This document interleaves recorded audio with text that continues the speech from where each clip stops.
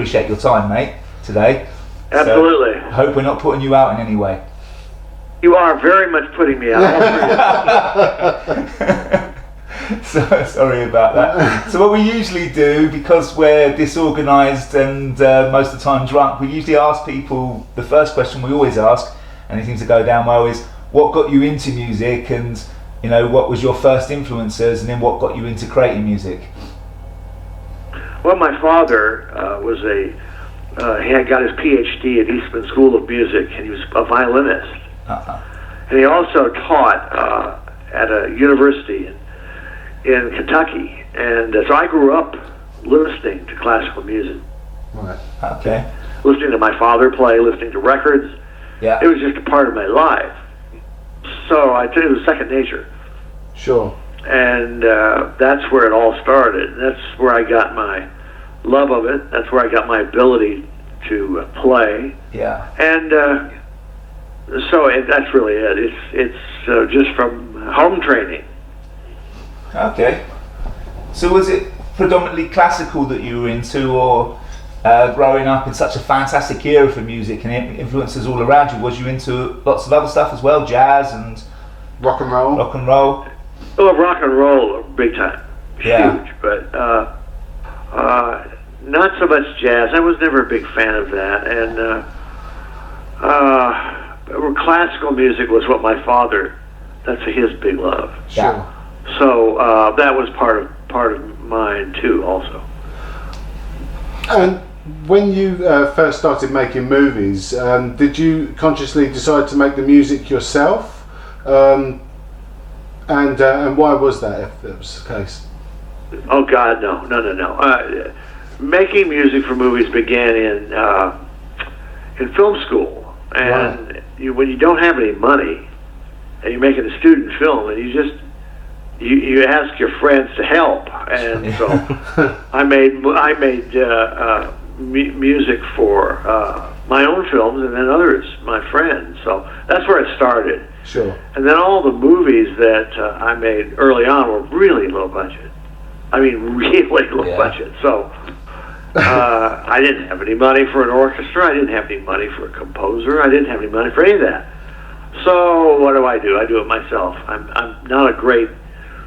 I have limited chops. I have limited abilities, but I did okay. Limited they may be, but they were, iconic.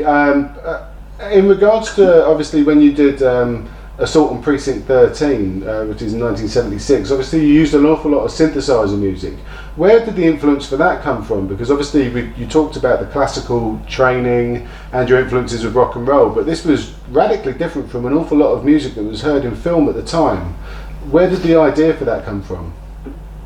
Well, basically, synthesizer music is just a keyboard. Sure. That's all it is. Keyboards, and what you can do is sound big. And that's fine. I thought the string in the paper cup had broken again. Yeah. Yeah. So where are you guys located? Where are you? Are you in London? Yeah, West London. Yeah, West London. Yeah. So. Okay. Yeah, I think that for me, what it was is that as a kid growing up, I think, as Chris just said, Assault on Precinct 13 was such a new sound that I'd never heard before, and then obviously Escape from New York, and a lot of movies, especially those early 80s movies that come around after that, I think they almost went for the John Carpenter sound. Yeah. And I think that, to say that, but I think they did. I think you created with your music, you created an image of, to us, especially here, post-apocalyptic America. And so it was a unique sound. So you say limited chops, but I think what we're talking about there is a very unique sound that you created there. A good example of that is Stranger Things. On Netflix, which is just, it's heavily influenced by your work on there. Yeah, I think you need to get the lawyers out there, John.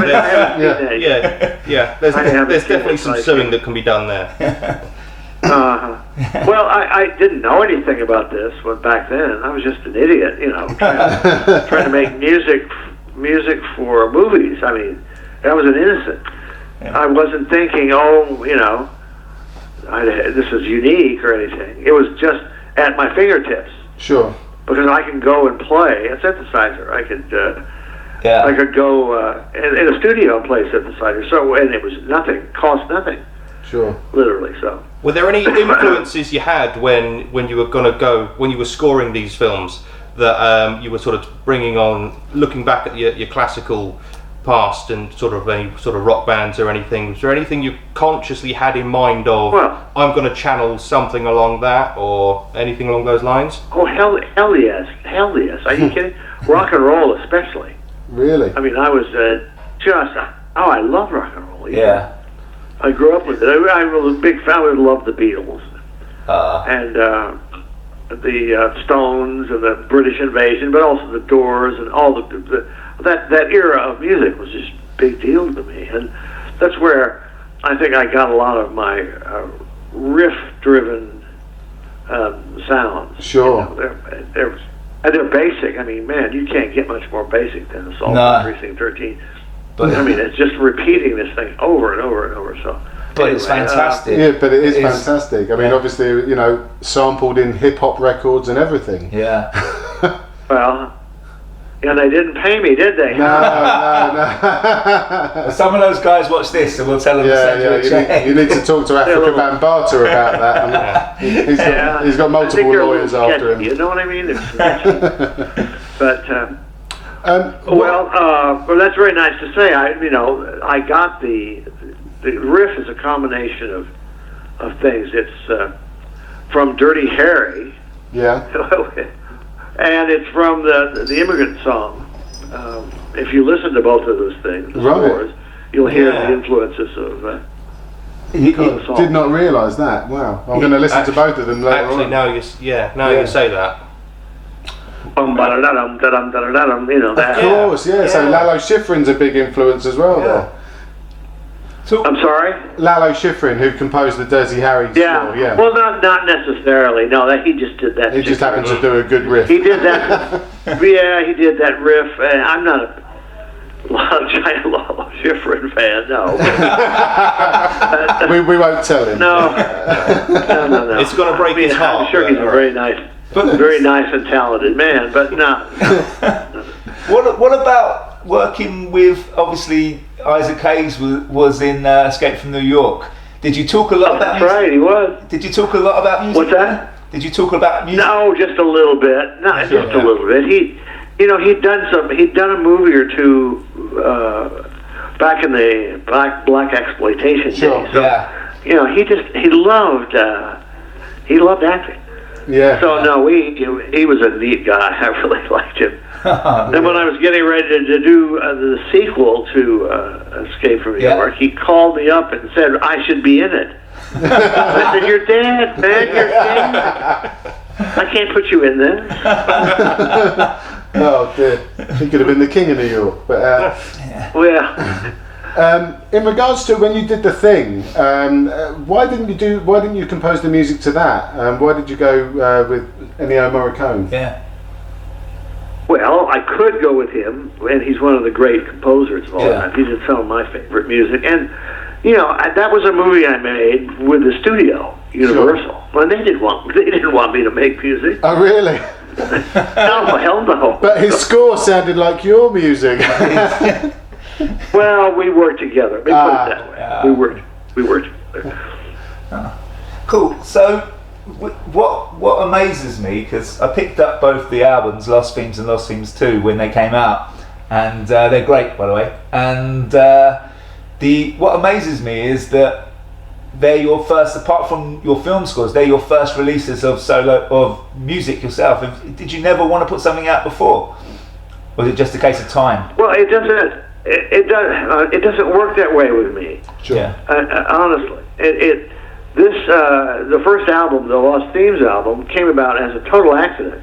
Okay. It was my son and I, Cody and I, down in my computer program, just improvising.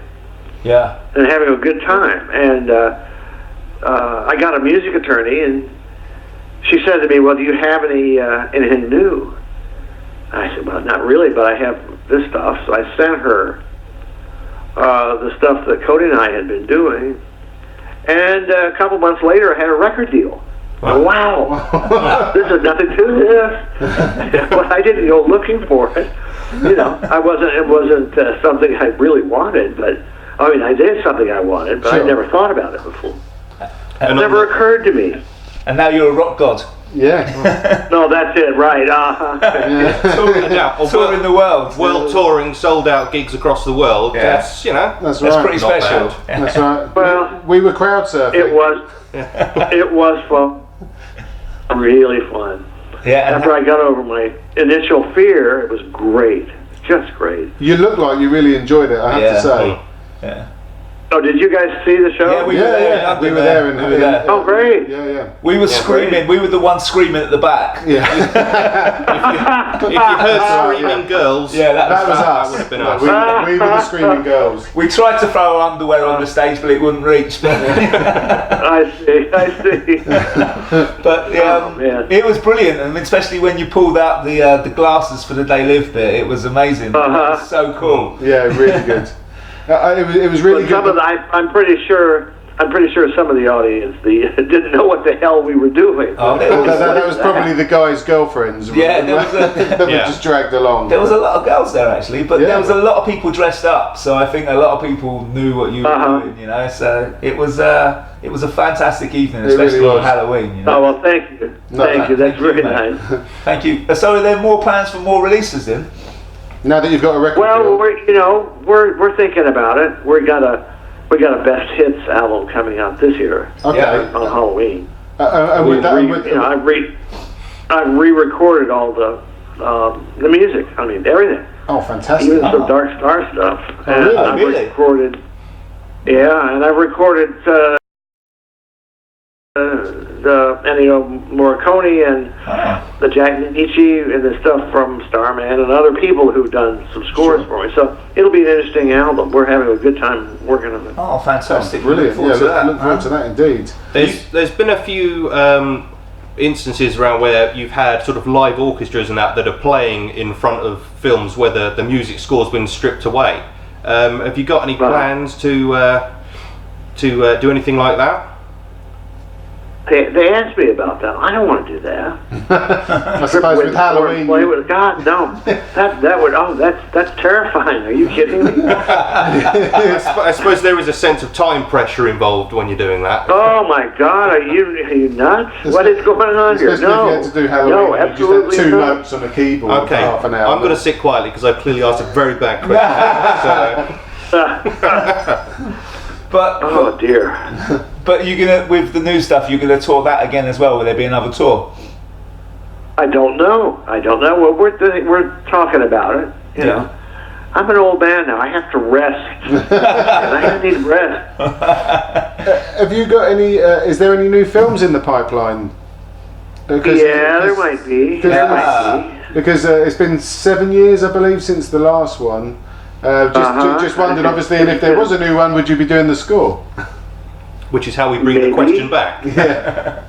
Maybe. Okay.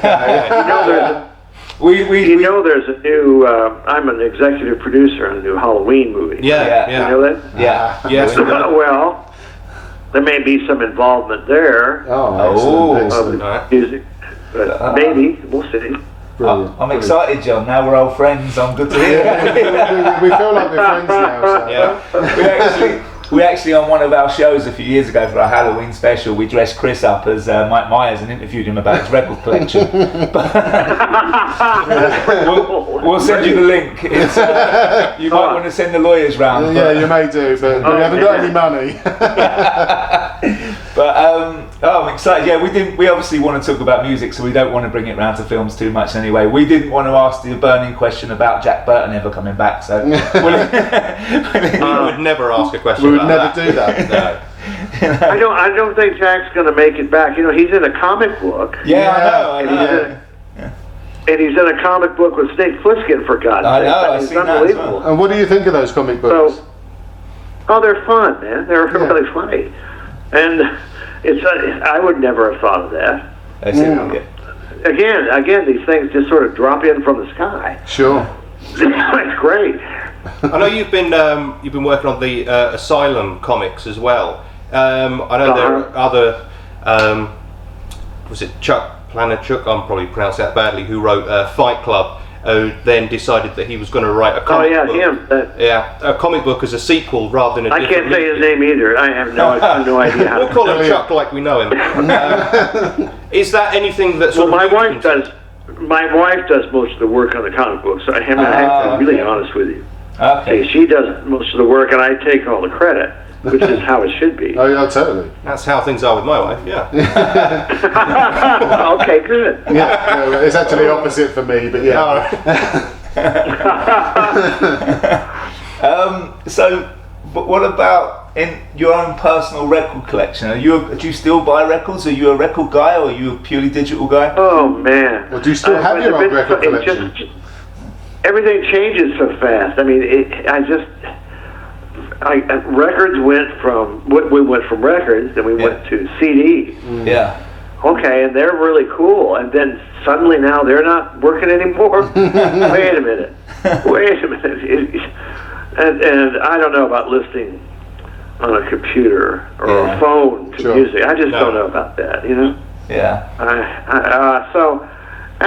You know, if I see something I really want or really need, I buy it. But I'm not a giant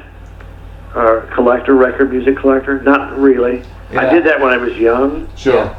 And I'm trying to save my money for my old age. Well, if you've got some of your records from when you were young, and if you don't want them, mate, we'll buy them. Oh man, my father recently passed away, so we were at his house, and I was cleaning out like the garage, and I found the Capitol release of the Beatles' second album. Wow. It's unbelievable. It was still there. I hope you kept that.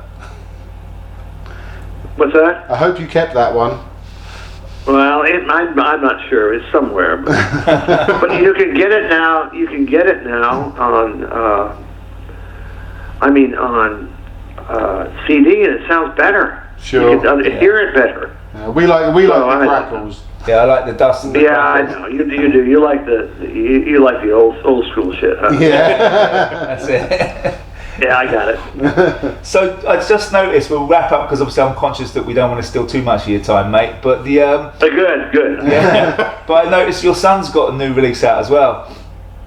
Yeah. Yeah. And He does. It's really terrific. You know, he just has his own style. Yeah. And what he loves, and it's different from me, so I love it. I really love it. Excellent. Yeah, that's nice to hear that obviously you got it from your dad and he's got it from his dad and turned it into his own thing, but that's great. And you'll be working with him again in the future as well, because he was obviously on tour with you. Oh yeah. But both Cody and Daniel, we'll be working with both of them. Brilliant. Excellent. Yeah. John, then we made a deal. They have to go make me money. John, it's been an absolute pleasure, mate. It really has, and it's like you would be one of the 5 people I'd have for dinner, living or dead, mate. And and this was a lot cheaper. I didn't even have to buy you pizza. I have a question for you. Go on, mate. I have a question for you about our political situation here. What do you think of what's going on in America?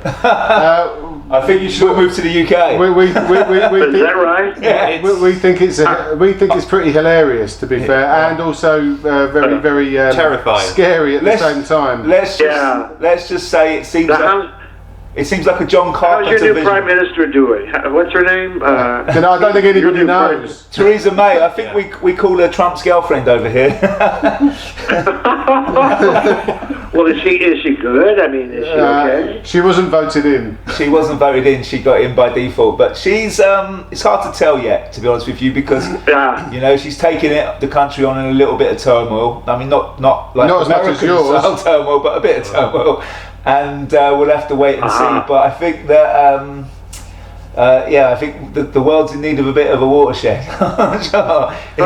Brother. I think I think Snake Plissken might be able to help though. In America. You think so? Yeah. I think so. I think there's a film in there.